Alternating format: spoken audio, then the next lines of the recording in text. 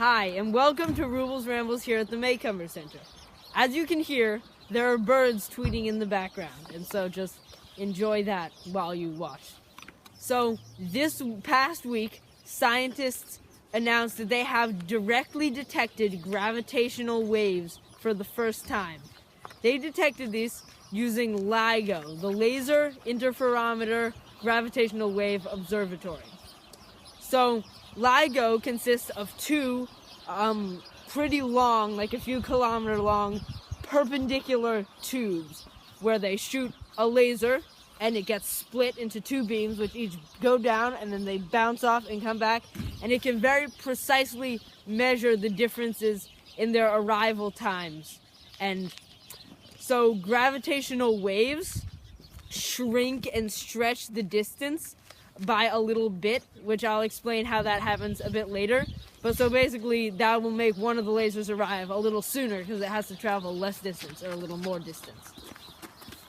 So they also have two LIGO things, one in Louisiana and one in Washington, so that stuff like earthquakes won't give false positives. Okay, so before I talk about what gravitational waves are, I have to talk about what gravity is. So, first, our universe, it has four dimensions: back and forth, up and down, left and right, and pastward and futureward. Time in this universe is a dimension just like the spatial dimensions, except you can't travel backwards in it. But in terms of the fabric of the universe, we call it space-time because it's space and time. They're all just dimensions.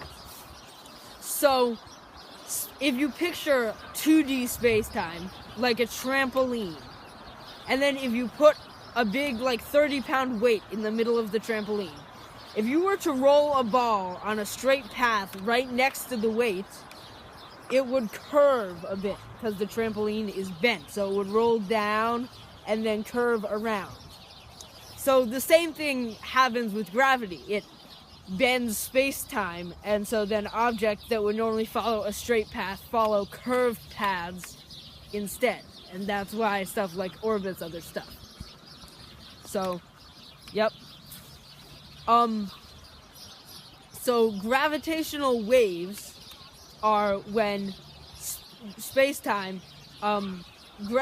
they're basically just waves of gravity. So, if you were to jump on a trampoline, the first part that would move down is the part right under your feet, and then the part right next to it would be pulled down, and the part right next to that. And if you filmed it in super slow-mo, you could see the wave of push-downness going out. And then if you jumped up and grabbed onto a monkey bar, the trampoline would move up in the middle and out, and then it would move down again because it would overshoot equilibrium, and then down and up and down and up. And there would be these little waves that would move out, and then slowly it would return to equilibrium. That is kind of what gravitational waves are like in space-time. Gravitational waves are created by some of the most catastrophic things in the universe. Like in this instance, it was a black hole merger, where two black holes merged into one black hole, and that released tons of gravitational waves. So, 1.3 billion years ago, right when life was still in the single cellular stage, two black holes spiraling around each other very quickly got very close to the speed of light in their spiral and then merged. These black holes were 29 and 36 times the mass of our sun, and they merged into a black hole with 62 times the mass of our sun. So you may be saying, if you were doing the calculations in your head, hang on, 29 plus 36 is 65. Where did those 3 times the mass of our gigantic sun go?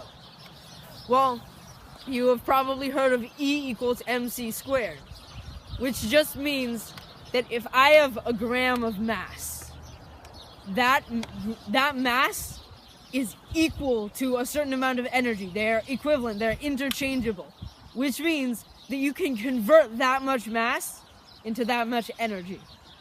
And so basically, those 3 solar masses were converted into energy and released in the form of gravitational waves.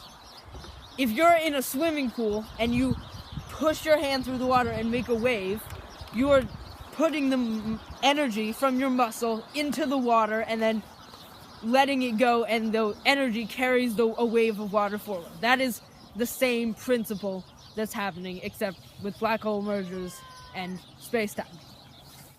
So this is a picture of the actual data collected by the 2 observatories. So yeah, that's just really cool. Okay, so now I want you to take a second and just listen. Did you hear that? I'll do it again. Okay, that is the sound of the actual gravitational waves hitting the detector. So since they're a wave, we can convert them into sound waves and play them back in a way that we can hear. They're not they're what they would sound like if they were sound waves. So you may be saying like,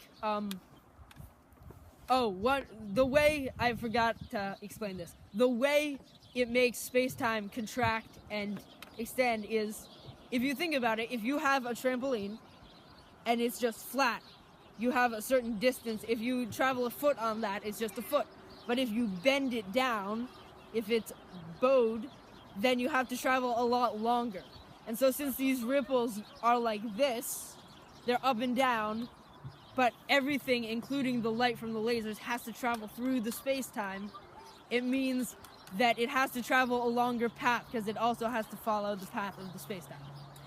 And so how much longer path, you might ask? Well, the light from the lasers traveled around 1/10 of the diameter of a proton farther than normal, or shorter. I'm not exactly sure. But so that is a tiny, tiny amount. 1/10 the diameter of a proton. So you can imagine how sensitive these things must need to be. This also is another piece of evidence confirming general relativity, which was Einstein's biggest theory. So thank you so much for watching. This was a bit long, but it was a pretty complicated thing. If you have any questions about this or any other astronomy or physics related thing, ask me in the comments, and I hope that you guys have clear skies.